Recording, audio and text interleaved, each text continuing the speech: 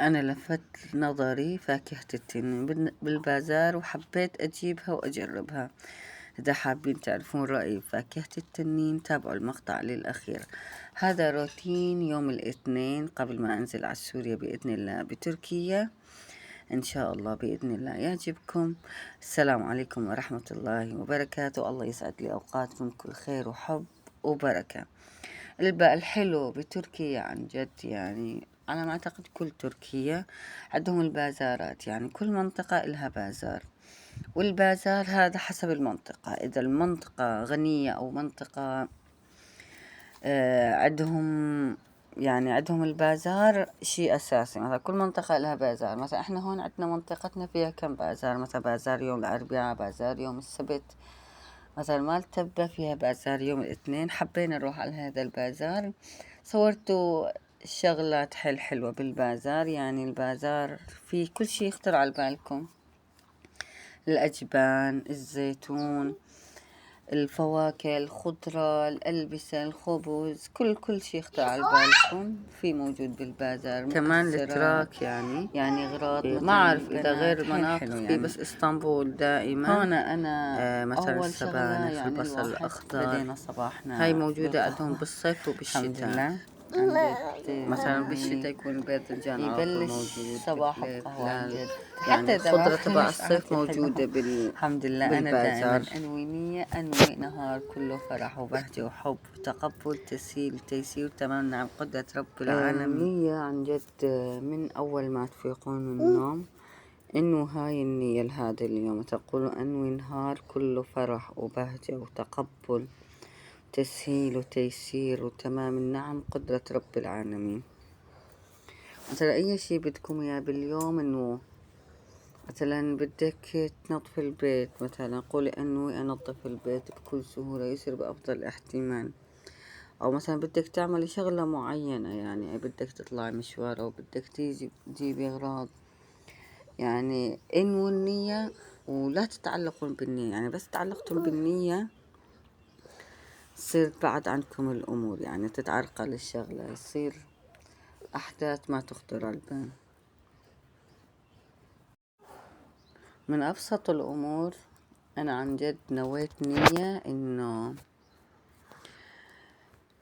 يعني تنحف بطني بكل سهولة يصير أفضل احتمال. الحمد لله.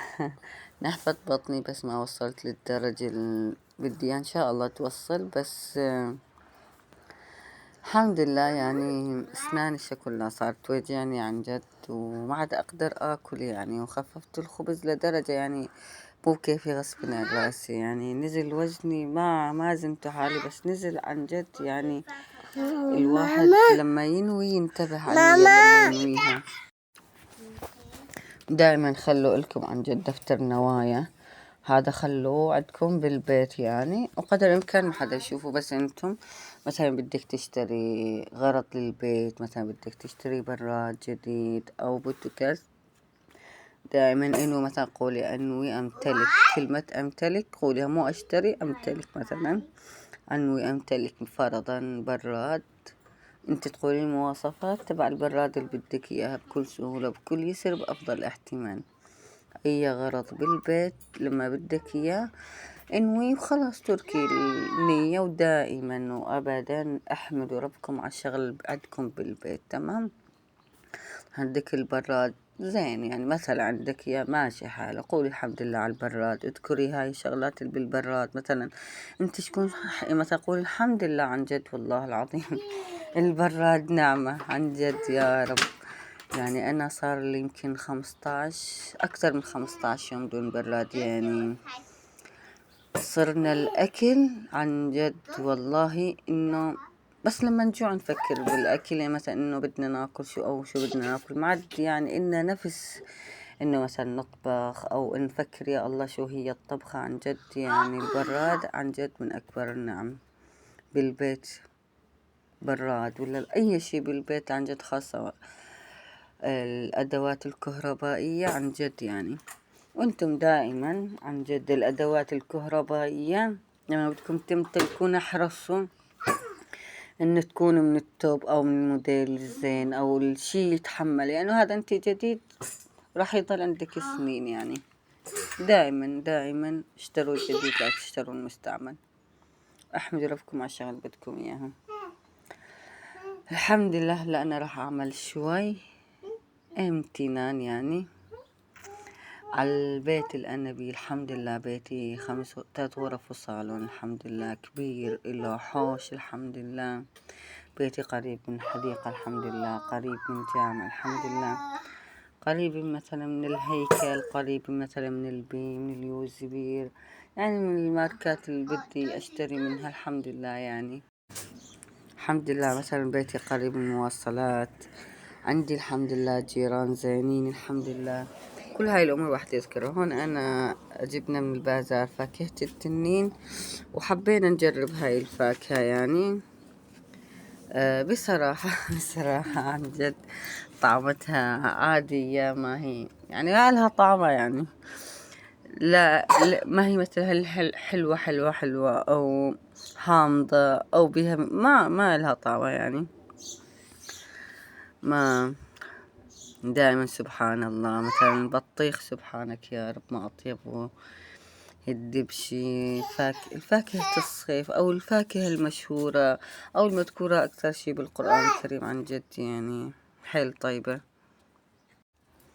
هون أنا رجعت من البازار، بصراحة كان جو حار يعني، وتعبت. جو حار لدرجة يعني ما عملت أكل. قلنا نتغدى بطيخ وجبنة وخبز، عن جد يعني طيبة يعني. إذا أنتم مجربين تاكلون الجبنة مع البطيخ جربوا، طيبة يعني. واحد الحمد لله يشكر ربه على النعم اللي عنده إياها، عن جد. أي نعمة موجودة عندك بالبيت، ولادك، زوجك، جيرانك يعني. حتى إذا في عندك شجرة بجنب بيتك شكري الله عليها يعني. حتى أبسط الأمور يعني غلط انت تحسينه ما إله لازمة، شكري ربك عليه عن جد. جربوا يعني. حتى بالرزق مثلا انت راتبك فرضا مبلغ معين، اشكري على ربك على هذا المبلغ، انه عندك راتب مثلا غيرك ما عنده، الحمد لله. هون البطيخة عن جد، واحنا كنا نمشي بالبازار يعني بياع يعني هو ذوقنا اياه عن جد يعني. عسل يعني، هم يقولون بان كبيبة عن جد يعني. شي حيل طيب الحمد لله. لا فاكهة تنين ولا شي، والله ما بقولاتهم فاكهتنا البطيخ ولا الدبشي ولا العنب ولا الدراق يعني. هاي الفواكه، الموز، التفاح يعني، عن جد هاي الفاكهة التوب يعني. تين الحمد لله عن جد. ما أعرف، أنا بالنسبة إلي الفواكه بالبيت ضرورية، إلي والولاد. في ناس يمكن عادي عندهم الفواكه ما يأكلونها أو ما يهتمون إلها يعني. الحمد لله. أنا مثلا إذا يوم ما أكلت أحس ناقصنا شي، والله فاكهة يعني، أي نوع فاكهة يعني. الأيام اللي قضيناها بتركيا الحمد لله، على الأيام اللي استمتعنا فيها بتركيا الحمد لله. سمعنا أخبار حلوة بتركيا، أخبار مو حلوة، حزن، فرح، الحمد لله. الله رزقني بأولاد تركيا الحمد لله. جيت على تركيا عندي صبي واحد الحمد لله، راح أرجع الحمد لله عندي 3 وبنوتة الحمد لله. الحمد لله على النعم رب العالمين عن جد. جربوا انه تعيشون اليوم باستمتاع يعني. هون احنا ختمناها الحمد لله. احنا ما عارفة، احنا الديرية وكل الناس ما عارف شاي بعد الغداء، شاي والبزر او مكسرات او الشي الموجود يعني، شي مالح جنب الشاي، عن جد شي طيب. لا تواخذوني يمكن الصوت لحال او الصورة لحال، بس كان في حكي حبيت احكي.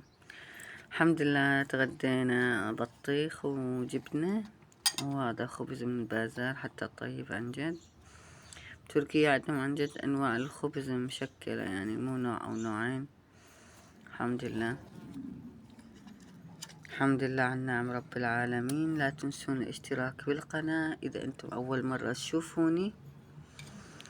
حطوا اللايك عن جد كاسة شاي بعد تعبنا. الحمد لله. إن شاء الحمد الله لله عن بإذن الله جد. مستمرة. الواحد إن بس شاء الله. السلام يستشعر عليكم النعم ورحمة يحس الله عن جد، وبركاته. يحس بفرح عن جد وسعادة لا كاسة توصف الشاي، وأمل.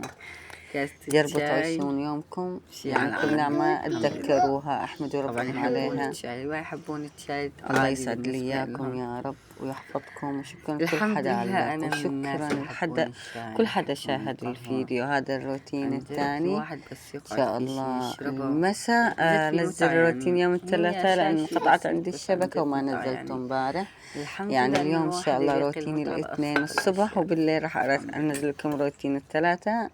السلام الأربعاء إن عليكم شاء الله، ورحمة قبل الله ما وبركاته. أنزله الخميس، روتيني الخميس إذا كان عندي شبكة بالباص أنزلكم، إذا ما كان عندي إن شاء الله أنزل روتين الخميس والجمعة مع بعض إن شاء الله بإذن الله. إن شاء الله لقاء الأهل والأحبة بإذن الله. سوريا عن جد يعني مشاعر لا توصف، إن شاء الله بإذن الله. الحمد لله الحمد لله. شكرا لكل حدا اشترك بالقناة.